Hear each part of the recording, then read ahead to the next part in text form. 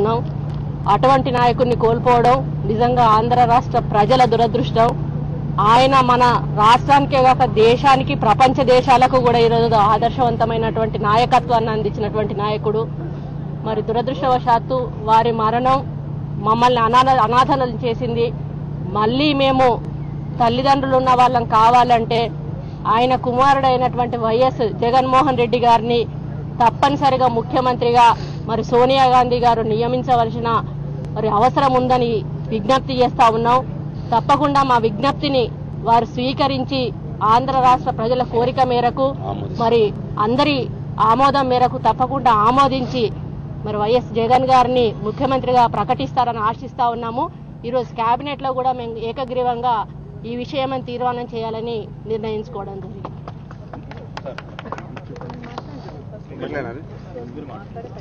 నేను ఇంతకు ముందే మీకు అందరికీ కూడా తెలియజేయడం జరిగింది.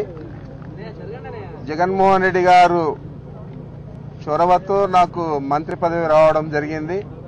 నేను ఎన్నో సేవలు కాంగ్రెస్ పార్టీకి చేసిన అని చెప్పి రాజశేఖర రెడ్డి గారికి, మరి ప్రీతమ నాయకురాలు మా సోనియా గాంధీ గారికి తెలిసిన వారు ఇవ్వలేని పరిస్థితి గత 5 సంవత్సరాలు ఏర్పడినా నేను ఎప్పుడు కూడా మడమ తిప్పకుండా కాంగ్రెస్ పార్టీ కోసం, రాజశేఖర రెడ్డి కోసం ఎప్పుడు కూడా కృషి చేసినాను. మరి ఇప్పుడు రాజశేఖర రెడ్డి గారు తనయుడు జగన్మోహన్ రెడ్డి గారు ముఖ్యమంత్రి కాలేదంటే ఇదే నా కడపటి మంత్రివర్గ సమావేశం. తర్వాత మళ్ళా నేను మంత్రివర్గ సమావేశానికి అటెండ్ కావడం లేదు, కాంగ్రెస్ పార్టీలో కూడా ఉండడం లేదు. మీకు ఇంతకు ముందే చెప్పినాను.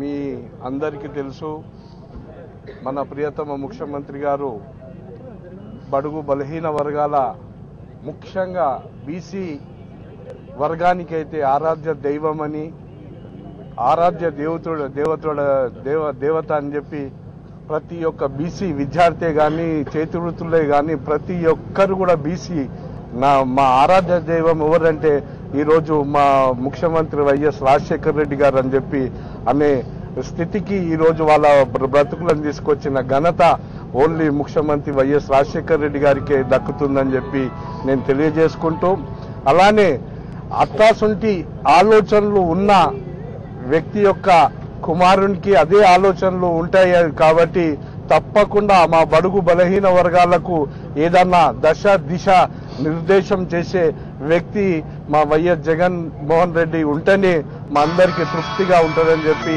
నేను మీ ద్వారా హైకమాండ్ని కోరుకుంటూ, అలానే మీకు తెలుసు ఈ దేశంలోనే కాదు రాష్ట్రంలోనే కానీ మన స్వాతంత్రం వచ్చినప్పటి నుంచి కూడా బీసీ విద్యార్థులకు ఫీజు రియంబర్స్మెంట్ అని, స్కాలర్షిప్లని అప్పుడు 80 కోట్ల రూపాయలు 5 సంవత్సరాల కింద 80 కోట్ల రూపాయలు ఉన్నది. ఈరోజు మా ఫీజు రియంబర్స్మెంట్లు వాళ్ళ కోరిక మేరకు, బీసీ విద్యార్థుల కోరిక మేరకు ఈరోజు 1000 కోట్ల రూపాయలు వాళ్లకు ఫీజు రియంబర్స్మెంట్ ఇవ్వడము.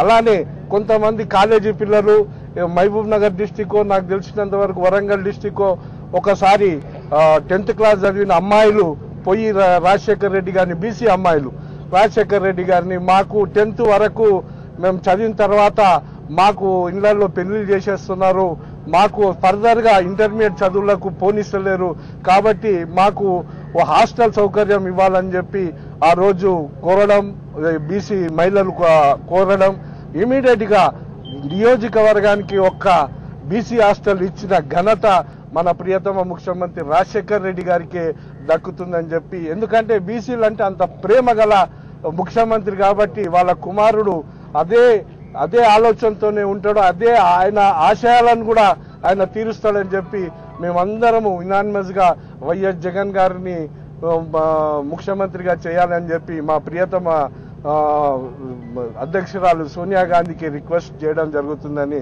మీ ద్వారా నేను తెలియజేసుకుంటున్నాను. చివరికి ఇంకోటి ప్రధానంగా ఈరోజు కేబినెట్ లో మేము రిక్వెస్ట్ చేయబోతున్నాం. 3 రోజుల పాటు ఒక సంతాప దినాలుగా మౌర్నింగ్ డేస్ గా ప్రకటించాలని, అదేవిధంగా కడప జిల్లాని వైఎస్ రాజశేఖర రెడ్డి గారి జిల్లాగా ప్రకటించాలని కూడా మేము ఈరోజు కేబినెట్ లో ప్రతిపాదించాలని కూడా కోరడం జరుగుతుంది. దాంతో పాటు మరి రేపు 8 గంటలకి వైఎస్ రాజశేఖర రెడ్డి గారి యొక్క అంతిమ యాత్ర మరి వారి యొక్క క్యాంపు కార్యాలయం నుంచి బయలుదేరుతుంది కాబట్టి వారి శ్రేయభిలాసులు, వారి అభిమానులు మరి నగరం నుంచి కాకుండా ఈ నగర చుట్టుపక్కల ఉన్నటువంటి గ్రామాల నుంచి అందరు కూడా పెద్ద సంఖ్యలో వచ్చి అంతిమ దర్శనం చేసుకోవాలని చెప్పి ఇదే వారికి మా విజ్ఞప్తి.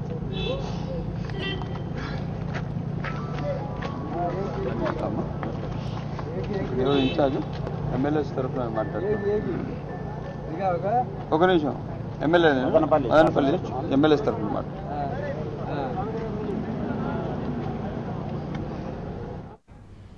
ముఖ్యమంత్రితో తమకున్న సాన్నిహిత్యాన్ని పలువురు నేతలు గుర్తు చేసుకుంటున్నారు. ఇక సోనియా గాంధీ మీడియాతో మాట్లాడుతున్నారు. ఆవిడ ఏం మాట్లాడుతున్నారో ప్రత్యక్ష ప్రసారం ద్వారా చూద్దాం. The people of Andhra, I with my colleagues have done tremendous work for Andhra Pradesh and we will come back victorious. He of course was right and we have no words really to express our pain, our anguish. Our heart goes out to the members of the family, to his wife, his children, his grandchildren, and of course to his colleagues in Andhra, to his supporters. We convey our condolences, our deep felt feelings of empathy, of support to the family, to Rajashekara Reddy family, as well as to the families of those who travelled with him and who did not come back. So this is... Mr. Prime Minister, if you could say a few words. Well, Sonia ji has summed up the feelings of anguish, pain and great sorrow that all of us feel on this sad occasion. In Dr. Rajshekar Reddy's demise, the Congress party has lost an outstanding leader who played a stellar role in the return of the Congress to the normal governing party in the state of Andhra Pradesh. And as Chief Minister, he launched innovative programs in support of Sonia ji's call for inclusive social and economic development.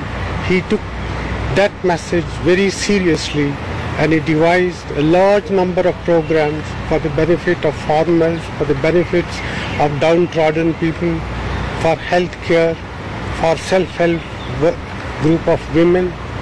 And in the 5 years and 3 odd months that he was Chief Minister, he made a profound impact on the pace of development, and many people regarded that under his leadership Andhra Pradesh had emerged as a role model for what governance and development is or should be in other states of our union.